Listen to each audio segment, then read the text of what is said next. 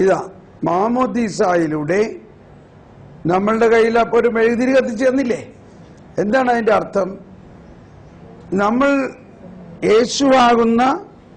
യേശുവാകുന്ന മെഴുകുതിരി, അതായത് യേശു ലോകത്തിന്റെ പ്രകാശം, ആ ഈസ്റ്റർ കാൻഡിൽ ലോകത്തിന്റെ പ്രകാശമാകുന്ന ആ യേശുവിൽ നിന്നും ഇതാ മറ്റൊരു മെഴുകുതിരി കത്തിച്ച് ഈ കുഞ്ഞിന്റെ കയ്യിൽ പിടിപ്പിക്കുകയാണ്. എന്നിട്ട് പറയുകയാണ്, ഇനി നീ ലോകത്തിന്റെ പ്രകാശമാണ്.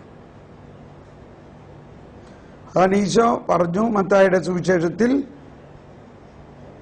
ഞാൻ ലോകത്തിന്റെ പ്രകാശമാകുന്നു.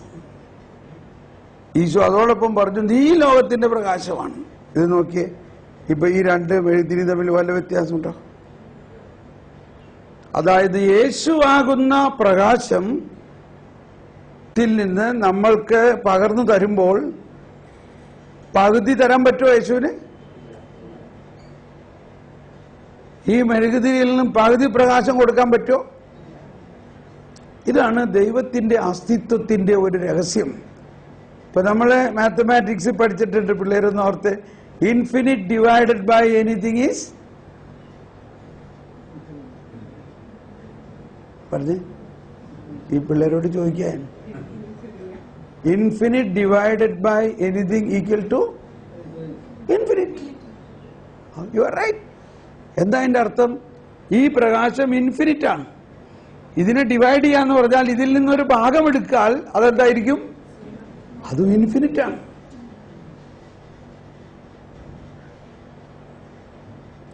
അതാണ് ഈ കടുകുമണിയോളം വിശ്വാസമുണ്ടെങ്കിൽ എന്ന് പറയുന്നതിന്റെ അർത്ഥം. ഇവിടെ ഈശോനെ മുറിച്ചു, വലിയ ഓസ്തി, അതിനകത്ത് മുറിച്ചു ഒരു ചെറിയ കഷ്ണം നമുക്ക് തന്നു.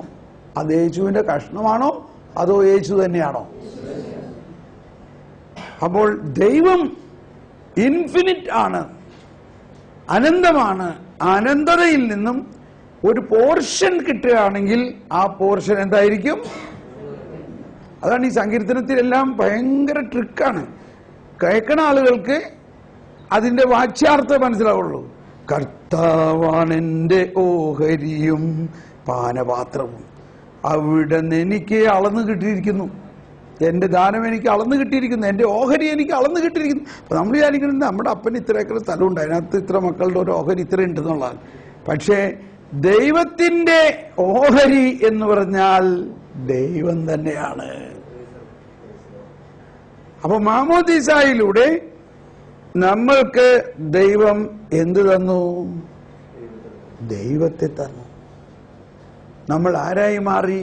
നമ്മൾ മറ്റൊരു ക്രിസ്തുവായി മാറിയിരിക്കുന്നു എന്നുള്ളതാണ്. അതാണ് 1272 പറയുന്നത്, മാമോദീസ സ്വീകരിച്ച വ്യക്തി ക്രിസ്തുവുമായിട്ട് അനുരൂപപ്പെട്ടിരിക്കുന്നു.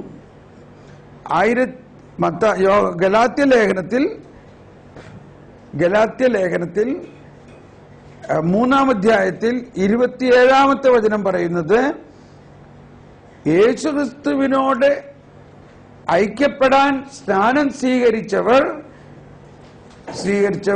യേശുവുമായിട്ട് ഒന്നായി കഴിഞ്ഞിരിക്കുന്നു. യേശുവുമായിട്ട് ഒന്നായിരിക്കുന്നു. യേശുക്രിസ്തുവിനോട് ഒന്നെല്ലാവരും വായിച്ചേ, ആരെങ്കിലും ഒന്ന് വായിച്ചേ. ഗലാത്യ ലേഖനം 3-ാം അധ്യായം 27-ാമത്തെ വചനം. ക്രിസ്തുവിനോട് ഐക്യപ്പെടാൻ വേണ്ടി സ്നാനം സ്വീകരിച്ചിരിക്കുന്ന നിങ്ങളെല്ലാവരും ക്രിസ്തുവിനെ ധരിച്ചിരിക്കുന്നു. ഇപ്പൊ ഈ യൂറോപ്പിലെ പല രാജ്യങ്ങളിലും നമ്മുടെ സീറോ മലങ്കര പോലെ വേറെ കത്തോലിക്ക സഭകളുണ്ട്. അതായത് ബൈസന്റൈൻ കാത്തലിക്, ഗ്രീക്ക് കാത്തലിക്, ഇങ്ങനെയൊക്കെ ഉണ്ട്. ഈ ബൈസന്റൈൻ കാത്തലിക് ചർച്ചില് ഈ സീറോ മലങ്കര കുർബാനമാതിരിയാണ്. അതിനേക്കാളും കുറേം കൂടി വിശദമായിട്ടും, അപ്പൊ നോക്കിയോ എത്ര സമയം എടുക്കുന്നു, അതിനേക്കാളും കൂടുതൽ പ്രാർത്ഥനയാണ്. ആ പ്രാർത്ഥനയിൽ എപ്പോഴും കേൾക്കാവുന്ന ഒരു പ്രാർത്ഥന ഇതാണ്, കുരിയലായി സോൻ കുരിയലായി സോൻ കുരിയലായി സോൻ എന്ന് പറഞ്ഞാൽ Lord have mercy, Lord have mercy, Lord have mercy. ഇത് തന്നെ എപ്പോഴും പാടിക്കൊണ്ടിരിക്കുന്നു. എന്നാൽ കർത്താവേ നീ കരുണയാണേ, കരുണയാണേ, കരുണയാണേ, നീ കരുണ ഞങ്ങളിലേക്ക് വർഷം. ഇതാണ്. എന്നിട്ട് അതില് ഇടയ്ക്ക് ഈ ഈസ്റ്റർ കഴിഞ്ഞ് നമ്മുടെ പെന്തക്കോസ്ത് വരെയുള്ള കാലഘട്ടത്തില്, അപ്പൊ ഞാൻ ഓസ്ട്രിയയില് എൻ്റെ മോളൊക്കെ പഠിക്കുന്നത് പഠിച്ചിരുന്നത് ഒരു തിയോളജി ഇൻസ്റ്റിറ്റ്യൂട്ടിൽ ഈ ഈസ്റ്റേൺ ഡിപ്പാർട്ട്മെന്റ് ഉണ്ട്. അപ്പൊ അതുകൊണ്ട് അവിടെ ലത്തീൻ കുർബാന ഉണ്ടാവും, ഈസ്റ്റേൺ ലിറ്ററേച്ചർ, അത് വേറെ ഒരു അറേഞ്ച്മെന്റ് ഒക്കെ ആയിട്ടുണ്ട്. ഭയങ്കര അറേഞ്ച്മെന്റ് ആണ്. പുണ്യവാളന്മാരെയൊക്കെ നമ്മുടെ ഇതേ നിലയിലായിരിക്കുള്ളൂ, മുകളിൽ വെക്കൂല പുണ്യാളന്മാരുടെ പടമൊക്കെ. കാരണം പുണ്യാളന്മാരും നമ്മളും ഒരേ നിലയിലാണ്, അവർ നമ്മുടെ കൂടെയാണ് എന്നൊക്കെ ഐക്കൺസ് ഒക്കെ. അപ്പൊ അതിൽ പാടുന്ന അത് കേൾക്കുമ്പോ തന്നെ എന്തോ ഒരു സന്തോഷമാണ്. ഈ all you have been baptized into Christ, have put on Christ, hallelujah. All you have been baptized into Christ, have put on Christ. അത് put on Christ എന്ന് പറഞ്ഞ് കേൾക്കണം എനിക്ക്. ചുമ്മാ പറയല്ല അത്. You who have baptized into Christ have put on Christ. You are another Christ. ഇത് 50 ദിവസവും 3-4 പ്രാവശ്യം നമ്മൾ ഇതെടുത്ത് പാടിക്കൊള്ളണം. അതുപോലെ തന്നെ കുർബാനയുടെ അവസാനത്തിൽ പറയും, by his death he conquered death, by his rising he renewed life, by his death he conquered death. കണ്ടോ, ഇനി പാപവും മരണവും ശാപത്തെയും കർത്താവ് കോൺകർ ചെയ്തിരിക്കുന്നു. ഇതൊക്കെ നമ്മളുടെ പ്രാർത്ഥനകളിൽ ഉള്ളതാണ്. ഇതൊക്കെ എന്നിട്ട് നമ്മളിപ്പോഴും അത് പറഞ്ഞിട്ട് നടക്കാണ്ട് ഏത് ഈ തോറ്റ പാർട്ടീനെ കുറിച്ച്. He concord death. നമ്മൾ ഈ കുർബാനയിലെ പ്രാർത്ഥനകള് ശരിക്കും ഇപ്പൊ ലത്തീൻ കുർബാനയിലായതുകൊണ്ട് നമുക്കത് പുസ്തകത്തിലില്ല, നമ്മുടെ പുസ്തകത്തിൽ. പക്ഷെ ഇവിടെ ആ പുസ്തകം ഒന്ന് നിങ്ങളെടുത്ത് വായിച്ചു നോക്കിയാൽ മനസ്സിലാവും. നമ്മുടെ ഈ കുർബാന പുസ്തകം, സീറോ മലബാർ കുർബാന പുസ്തകം തന്നെ ഒന്നെടുത്തൊന്ന് വായിച്ചു നോക്ക്. എന്താണ് അതിനകത്ത് പറയുന്നത്? വിശ്വാസപൂർവം നിങ്ങൾ സ്വീകരിച്ച ദിവ്യരഹസ്യങ്ങൾ നമ്മുടെ ശിക്ഷാവിധിക്ക് കാരണമാകാതെ കടങ്ങളുടെ പൊറുതിക്കും പാപങ്ങളുടെ മോചനത്തിനും നിത്യായുസിനും സ്വർഗരാജ്യത്തിലുള്ള നവജീവിതത്തിനും മാലാഖമാരോടൊപ്പം സ്വർഗീയ യെരുസലേമിൽ പ്രവേശിക്കുന്നതിനും. ഇത് എത്ര പ്രാവശ്യത്തിനകത്ത് പറയണേ? ഈ ശരീരം നിങ്ങളുടെ പാപമോചനത്തിനാകുന്നു, ഈ രക്തം നിങ്ങളുടെ പാപമോചനത്തിനാകുന്നു. അപ്പൊ ഇതിലൂടെ മോചിപ്പിച്ചോ കർത്താവ്? അതങ്ങനെ പോയിക്കോട്ടെ, നമുക്ക് ഇവിടെ എന്നിട്ട് വേറെ കാര്യങ്ങൾ പറഞ്ഞ് പേറുണ്ടാക്കാം. ഇത് വിശ്വസിക്കാത്തത് കൊണ്ടാണത്. ഇപ്പൊ ഞാൻ പറഞ്ഞു വന്നെന്താ, മാമോദീസായിലൂടെ നമ്മൾ ക്രിസ്തുവിനോട് അനുരൂപപ്പെടുകയും ക്രിസ്തുവിനെ ധരിച്ചിരിക്കുന്നു. ഈ മെഴുകുതിരി ഉദാഹരണം എടുത്താൽ മതി. And we are sharing the infinite God. ഇപ്പൊ എനിക്ക് പട്ടം കിട്ടിയിട്ടില്ല, എനിക്ക് എന്റെ അഭിഷേകം എന്റെ അകത്തുള്ളത്. മാമോദീസായിലൂടെ ഉള്ള കൃപകൾ മാത്രമേ എന്നിലുള്ളൂ. അപ്പൊ ഏത് മാർപ്പാപ്പിയായാലും ശരി, ആ മാമോദീസായുടെ കൃപാവരത്തിനാണ് പ്രാധാന്യം, മാർപ്പാപ്പ എന്നുള്ള കൃപാവരത്തേക്കാൾ കൂടുതൽ. അതാണ് ജോൺ 23 ശവോടപ്പിന്റെ സമയത്ത് ഒരു പ്രസംഗത്തിൽ കാർഡിനാൾ സുവൻസ് പറയാണ്, എന്തായിരുന്നിരിക്കാം ജോൺ 23 ജീവിതത്തിലെ ഏറ്റവും പ്രധാന നിമിഷം. അപ്പൊ ജോൺ 23 രണ്ടാം വത്തിക്കാൻ സഭ തുടങ്ങി എന്നൊക്കെ പറഞ്ഞതിന്റെ പേരിൽ എല്ലാവർക്കും അതൊക്കെയാ. കാർഡിനൽ പറഞ്ഞു, no, that was his baptism day. Praise the Lord. അപ്പൊ ആ ബാപ്റ്റിസത്തിൽ തന്നെ ആ വ്യക്തിയിൽ ദൈവം എന്തെല്ലാം നൽകാനുണ്ടോ അതെല്ലാം നൽകിയിട്ടുണ്ട് എന്ന് വിചാരിച്ച് 1 വയസ്സുള്ള കുട്ടിക്ക് കല്യാണം കഴിക്കാൻ പറ്റുമോ? അപ്പൊ എപ്പോഴാ കല്യാണം കഴിക്കണേ? കല്യാണം കഴിക്കാനുള്ള കൃപ അവിടെ ഉണ്ടെങ്കിലും അത് ആക്ടിവേറ്റ് ആകുന്നത് 20 വയസ്സാകുമ്പോഴോ ആയിരിക്കും. മനസ്സിലാവുന്നുണ്ടോ? അപ്പൊ നമ്മൾക്ക് നമ്മുടെ ക്രിസ്തീയ ജീവിതത്തിന്റെ അനന്തത, ഞാൻ മരിച്ച് കഴിയുമ്പോ ഞാൻ സ്വർഗത്തിൽ ചെന്ന് എന്തൊക്കെ ചെയ്യാനിരിക്കണോ അതിനും കൂടിയുള്ള കൃപ എന്റെ മാമോദീസായിലുണ്ട്. അതുകൊണ്ടാണ് പൗലോസ് പറയുന്നത്, നിങ്ങൾ ഈ ജീവിതത്തിനെ മാത്രം ലക്ഷ്യം വെച്ച ക്രിസ്തുവിൽ വിശ്വസിക്കുകയാണെങ്കിൽ നിങ്ങൾ എല്ലാവരേക്കാളും നിർഭാഗ്യവാൻ. നമ്മുടെ ലക്ഷ്യം മാമോദീസായിലൂടെ നമ്മൾ നിത്യജീവന്റെ ആ ലാഡറിലേക്ക് കയറിയിരിക്കുന്നു. അവിടുന്ന് ഒരു ശക്തിക്കും നമ്മളെ താഴ്ത്താൻ പറ്റില്ല. ഇപ്പൊ ഇന്നത്തെ ആ യോഹന്നാൻ 10-ാം അധ്യായത്തിൽ അതിന്റെ 27-ാമത്തെ വചനത്തിൽ പറയുന്നതെന്ന് വായിച്ച്. യോഹന്നാൻ 10-ാം അധ്യായം 27-ാമത്തെ വചനത്തിൽ പറയുന്നത് ഇതാണ്: എന്റെ ആടുകളെ ഞാൻ അറിയുന്നു, ഞാൻ എന്റെ ശബ്ദം ശ്രവിക്കുന്നു, ഞാൻ അവയ്ക്ക് നിത്യജീവൻ നൽകുന്നു, അവയെ ആരും എന്റെ കയ്യിൽ നിന്നും പിടിച്ചെടുക്കുകയില്ല.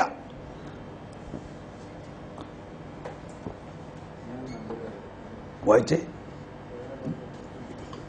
10:27.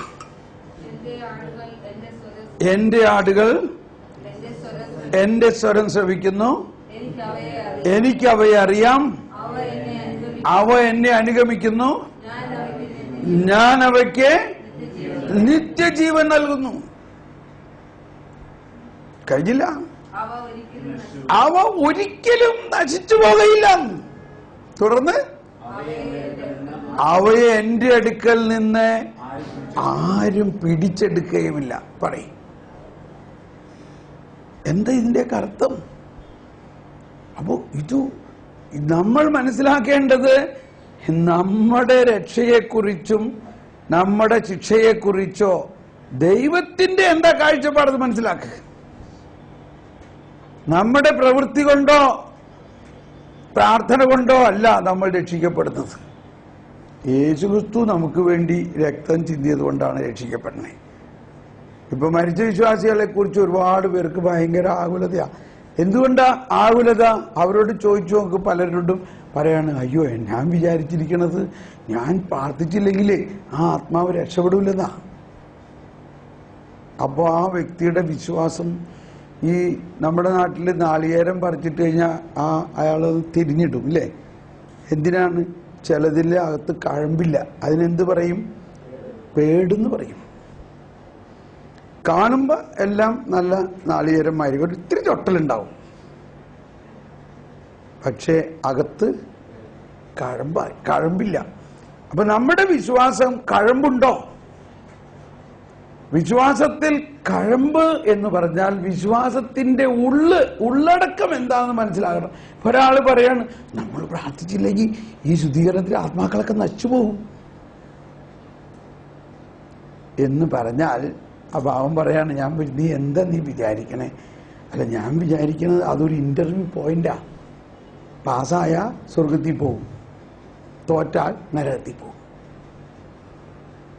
അപ്പൊ ഞാൻ പറഞ്ഞു, മോനെ എന്തോ ഒരു അന്ധതയാണത്.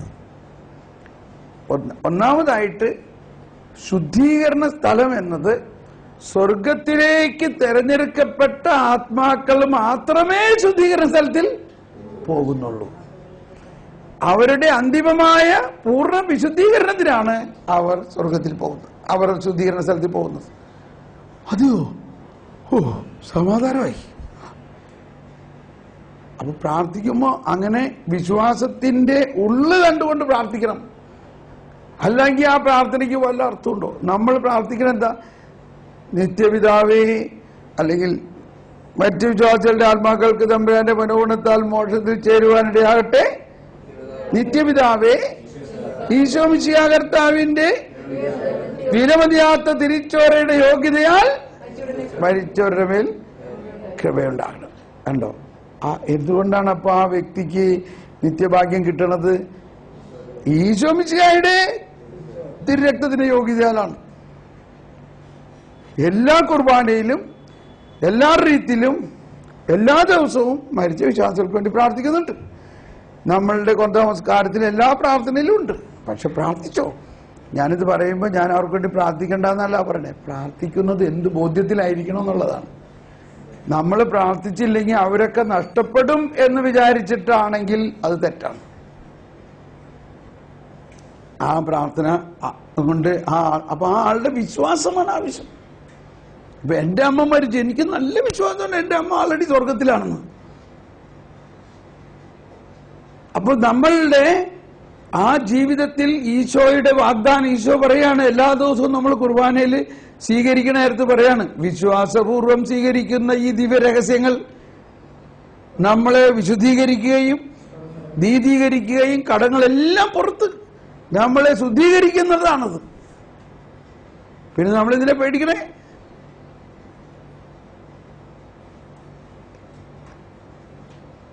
എന്റെ ശരീരം ും എന്റെ രക്തം പാനം ചെയ്യും, മാനവനെന്നിൽ നിവസിക്കും, അവനിൽ ഞാനും നിശ്ചയമായി. വിധിയിൽ വീഴാതവനെ ഞാൻ അന്തിമ ദിവസമുയർപ്പിക്കും, നിത്യായുസ്സവനെയും ഞാൻ. അപ്പോ ഈ കൂദാശകളിലൂടെ നമ്മൾ യേശുവുമായിട്ട് അങ്ങ് ലയിച്ചു ചേർന്നിരിക്കുകയാണ്. അപ്പൊ മാമോദീസ സ്വീകരിച്ച വ്യക്തിയിൽ യേശുക്രിസ്തുവിനോട് ഐക്യപ്പെടാൻ മാമോദീസ സ്വീകരിച്ചിരിക്കുന്നവൻ ക്രിസ്തുവിനെ ധരിച്ചിരിക്കുന്നു എന്ന് പറഞ്ഞാൽ അവൻ മറ്റൊരു ക്രിസ്തുവാണ്. അതുകൊണ്ടാണ് പൗലോസ്ലീഹ എല്ലാം പല സ്ഥലത്തും ഇനിമേൽ ഞാനല്ല, എന്നിൽ ക്രിസ്തു ജീവിക്കുന്നു. അപ്പൊ ഈ ആക്ച്വലി എന്റെ ഒരു അഭിപ്രായം, നമ്മൾ യേശുക്രിസ്തുവിനെ കുറിച്ചുള്ള ജ്ഞാനത്തിൽ വളരുമ്പോഴാണ് ഇതെല്ലാം മനസ്സിലാവുന്നത്. നമ്മളിപ്പോ ധ്യാനം നടത്താണ്, പാപത്തെക്കുറിച്ച് കുറേ വിശദീകരിച്ച് കേട്ടത് കൊണ്ട് പാപം മാറാൻ പോണില്ല. നീ ഇന്നത് ചെയ്യരുത്, ഇങ്ങനെ വസ്ത്രം എടുക്കരുത്, ഇങ്ങനെ പറയരുത്, ഇങ്ങനെ ചെയ്യണം. ഇതൊക്കെ എന്റെ കിഴക്കേലെ കല്യാണിയും പറഞ്ഞു. പറയുകയോ ഇല്ലയോ? എന്റെ മുതലാളി ഇതേമാതിരി വസ്ത്രം എടുക്കരുത്, അല്ലെങ്കിൽ ഇതിങ്ങനെ, ഇതൊക്കെ പറയും. ഇതിന് ധ്യാനകേന്ദ്രത്തിൽ പോകേണ്ട ആവശ്യമൊന്നുമില്ല. എന്താണ് ധ്യാനിക്കേണ്ടത്? യേശുക്രിസ്തുവിനെ കുറിച്ചുള്ള രഹസ്യങ്ങൾ. അത് കല്യാണിക്ക് അറിഞ്ഞൂടാ, അത് നമുക്ക് അറിഞ്ഞൂടാ. യേശുക്രിസ്തുവിനെ കുറിച്ചുള്ള രഹസ്യങ്ങൾ. എന്താ നിത്യജീവൻ? നിത്യജീവൻ എന്ന് പറഞ്ഞാൽ എന്താ? ഏകസത്യദൈവമായ അങ്ങയെയും അങ്ങയച്ച യേശുക്രിസ്തുവിനെയും കുറിച്ചുള്ള അറിവാണ് നിത്യജീവൻ. നിത്യജീവൻ എന്നാൽ എന്താകുന്നു?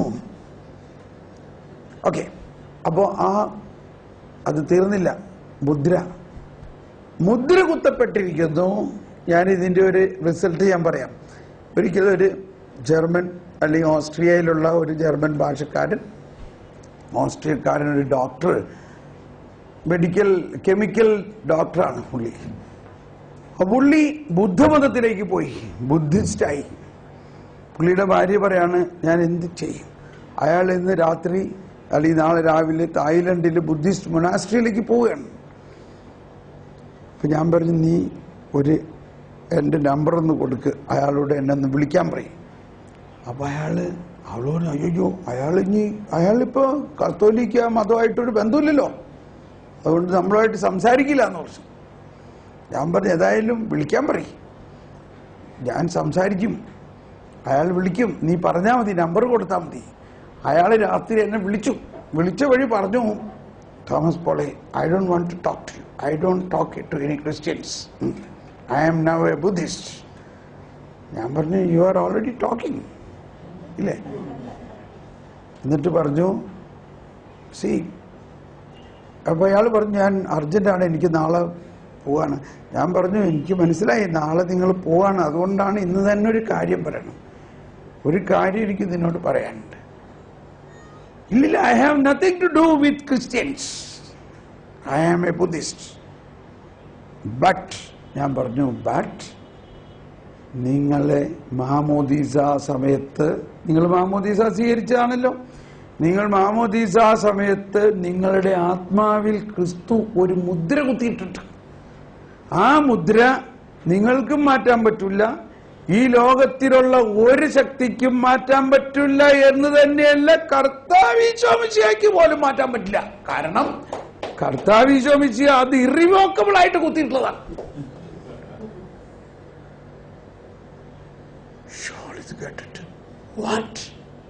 On my soul a stamp. എന്റെ ആത്മാവിൽ ഒരാൾ മുദ്ര കുത്തിയിട്ടുണ്ടോ? ഇതെനിക്ക് എന്നോട് ആരും പറഞ്ഞിട്ടില്ലോ. That is the point. ഞാൻ പറഞ്ഞു, സാറേ നിങ്ങൾ ഡോക്ടറേറ്റ് എടുത്തു, കെമിസ്ട്രിയിലൊരു പ്രൊഫസറാ, യു ഷുഡ് നോ നിങ്ങളുടെ ആത്മാവിന്റെ കെമിസ്ട്രി എന്താണ്.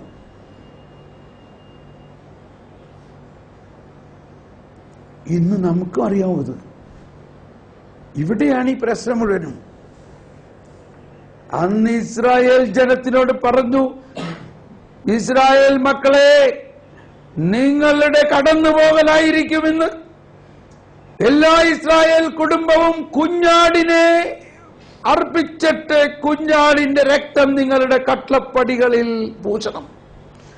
കുഞ്ഞാടിന്റെ രക്തം പൂശിയ കട്ലപ്പടികളിൽ സംഹാരദൂതൻ പ്രവേശിക്കുകയില്ല. അവരെല്ലാവരും രക്ഷിക്കപ്പെട്ടവരായി കടന്നു പോകും. Price the Lord.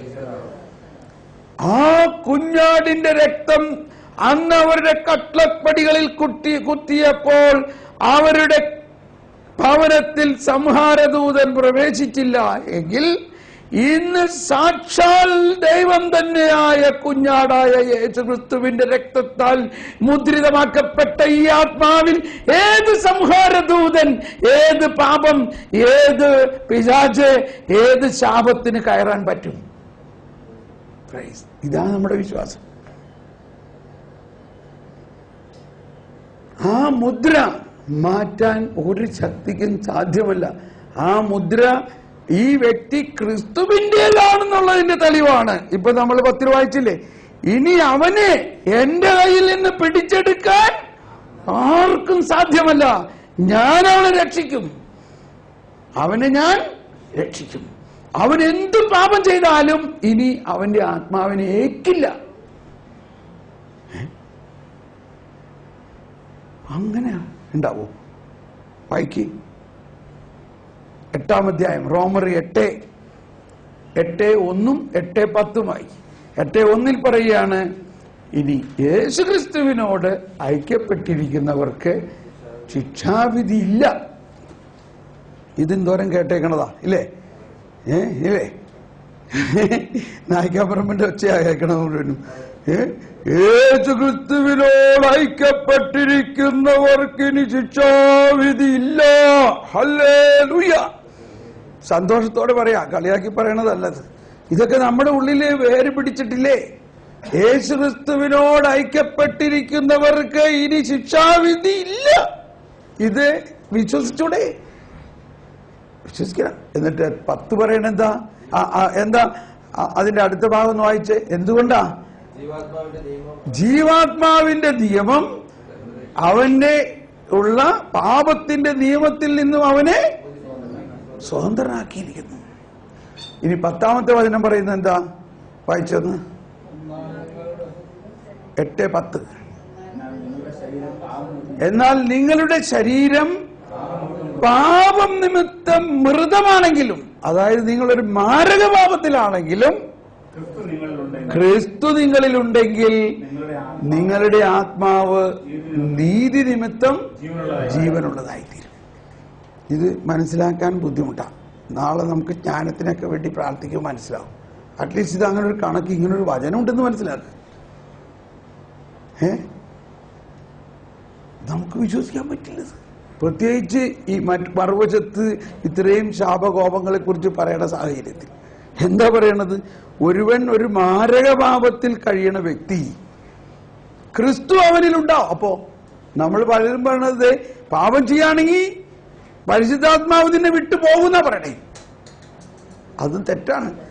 നമ്മെ രക്ഷിക്കാൻ വേണ്ടി നൽകപ്പെട്ടിരിക്കുന്ന പരിശുദ്ധാത്മാവ് പാപം ചെയ്യുന്ന വ്യക്തിക്ക് പാപബോധവും പശ്ചാത്താപവും പാപത്തിന്റെ ക്ഷമയും നൽകാൻ വേണ്ടിയല്ലേ പരിശുദ്ധാത്മാവ് നമ്മളിൽ നിൽക്കുന്നേ?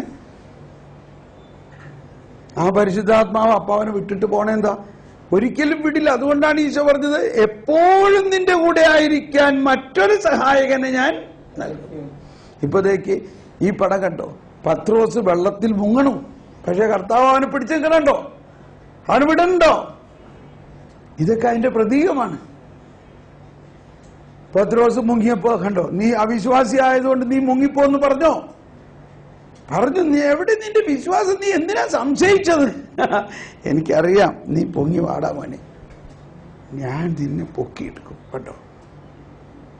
അപ്പൊ നമ്മുടെ ജീവിതത്തിലെ അപ്പൊ ഞാൻ ഇയാളോട് പറഞ്ഞു, നിങ്ങളുടെ ആ മുദ്ര കൊണ്ടാണ് നിങ്ങൾ ഈ ബുദ്ധിസ്റ്റ് മൊനാസ്ട്രിയിൽ പോണത്.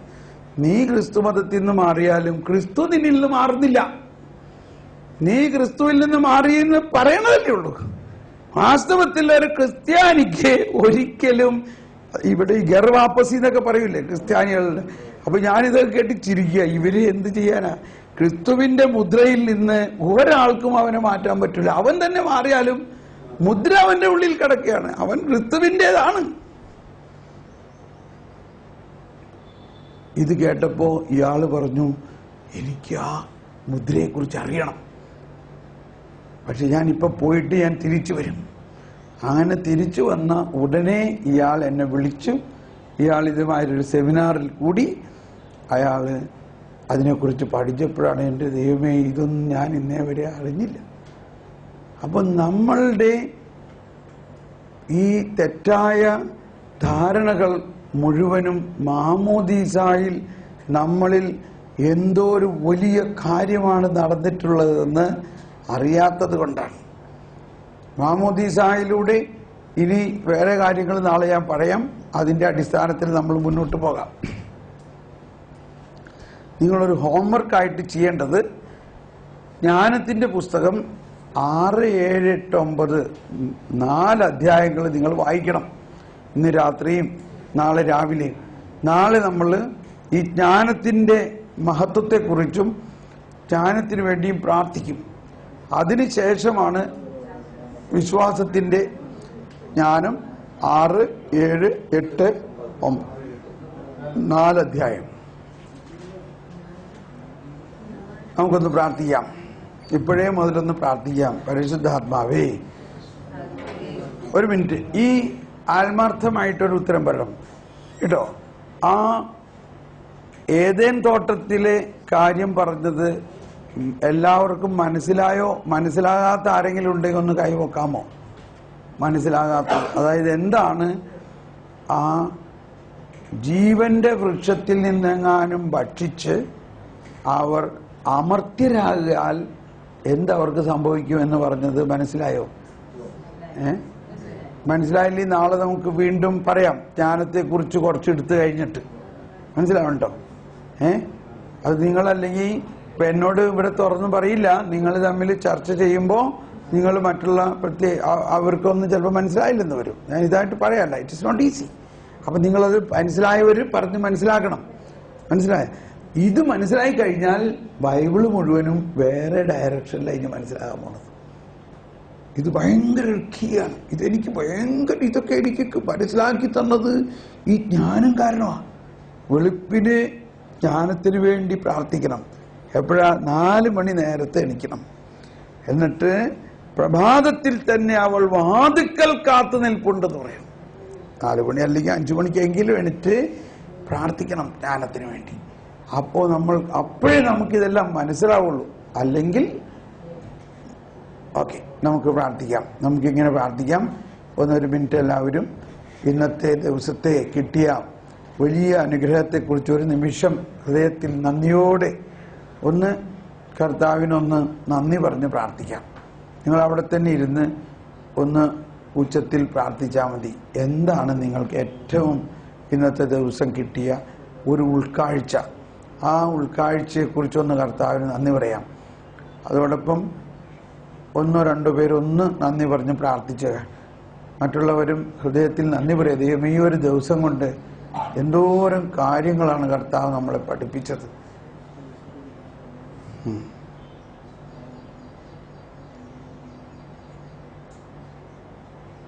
പറഞ്ഞോ.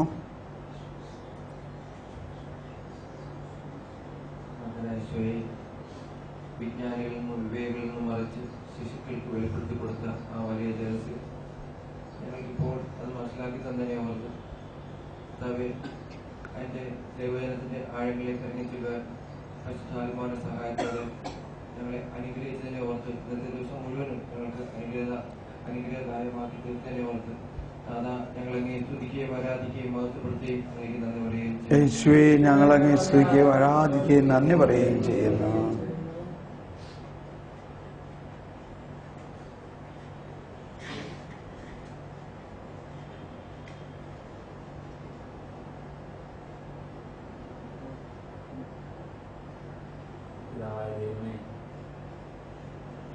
ക്ലാസ്സിലൂടെ കടന്നു പോകുമ്പോൾ ഞാൻ മനസ്സിലാക്കുമായിരുന്നല്ലോ, ഞങ്ങളുടെ ആത്മരക്ഷയെക്കുറിച്ച് ഉള്ള ദൈവത്തിൻ്റെ കരുതൽ, പിതാവിൻ്റെ വലിയ കരുണ. ഒരുപക്ഷെ ഞങ്ങൾ അകന്നു പോയവരെയും ഞങ്ങളെ തേടി വരുന്ന, ഞങ്ങളൊരിക്കലും നഷ്ടപ്പെട്ടു പോകുന്ന മക്കളായി തീരാതെ ഞങ്ങളുടെ ആത്മാവിനെ ഞങ്ങളെ അത്രമാത്രം സ്നേഹിക്കുന്ന ആ ഒരു വലിയ ദൈവസ്നേഹാനുഭവം കർത്താവെ ഞങ്ങളിലേക്ക് അവിടുന്ന് ഒഴുകി തരുന്നതിനെ ഓർത്ത് ഞങ്ങൾ ഒന്നു ചേർന്ന് അങ്ങനെ സ്തുതിക്കുകയും ആരാധിക്കുകയും നന്ദി പറഞ്ഞു ചെയ്യുന്നു. യേശുവേ, ഞങ്ങളങ്ങേ സ്തുതിക്കുകയും ആരാധിക്കുകയും നന്ദി പറയുകയും ചെയ്യുന്നു.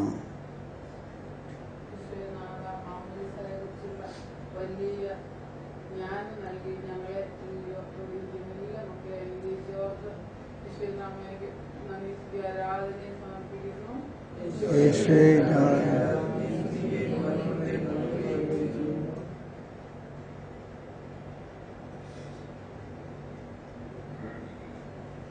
നമുക്ക് ഒരു പാട്ട് പാടാം.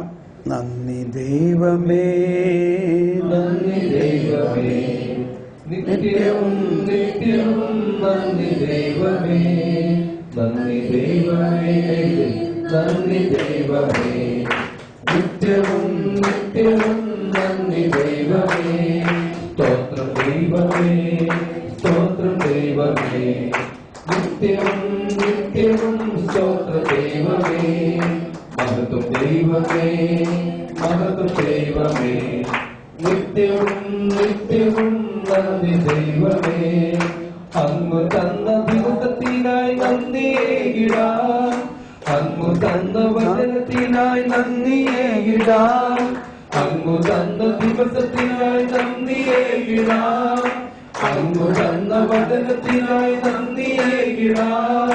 നന്മരൂപനേ, നല്ല ദൈവമേ, നന്മരൂപനേ, നല്ല ദൈവമേ, നന്ദി ദൈവമേ, നന്ദി ദൈവമേ, നിത്യവും നിത്യവും നന്ദി ദൈവമേ. നമ്മുടെ ഹൃദയത്തിൽ സംശയങ്ങളുണ്ടാകാം, ഒരുപാട് സംശയങ്ങളുണ്ടാകാം. ചിലർ പറയും ഈ ബ്രദർ ഇങ്ങനെ പറയണം, വേറൊരു ബ്രദർ അങ്ങനെ പറഞ്ഞു, വേറൊരു അച്ഛൻ ഇങ്ങനെ പറഞ്ഞു, വലിയ വലിയ അച്ഛന്മാർ പറഞ്ഞു, പിന്നെയാണ് ഇപ്പം ഈ ബ്രദർ പറയണത്. ഇപ്പം നമ്മളിത് ഒരാളോട് പറയുമ്പോഴും ഇങ്ങനെ ചിലപ്പോൾ പറയും. അപ്പം എന്താ പിന്നെ ചെയ്യുക? പരിശുദ്ധാത്മാവിനോട് പറയുക. ഒന്നിങ്ങനെ പ്രാർത്ഥിക്കും, പരിശുദ്ധാത്മാവേ, എൻ്റെ ഉള്ളിൽ ബോധ്യങ്ങൾ നൽകണമേ, പുതിയ ബോധ്യങ്ങൾ നൽകണമേ, എൻ്റെ ഉള്ളിലുള്ള പഴയ ബോധ്യങ്ങളെ, തെറ്റായ ബോധ്യങ്ങളെ അങ്ങ് തന്നെ പിഴുതു മാറ്റണമേ. പൂർണ്ണമായവ വരുമ്പോൾ അപൂർണമായവ അപ്രത്യക്ഷമാകും. പരിശുദ്ധാത്മാവേ, എൻ്റെ വിശ്വാസം വളർത്തുന്നതിന് എന്നിലുള്ള തെറ്റായ ബോധ്യങ്ങളെ എടുത്തു മാറ്റണമേ, എന്നെ വിശുദ്ധീകരിക്കണമേ.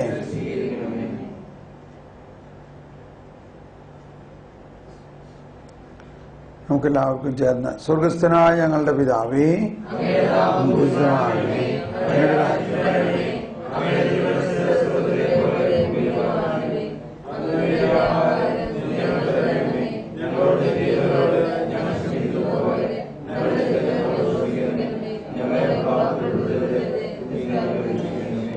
നന്മ നിറഞ്ഞ മറിയമേ സ്വസ്തി,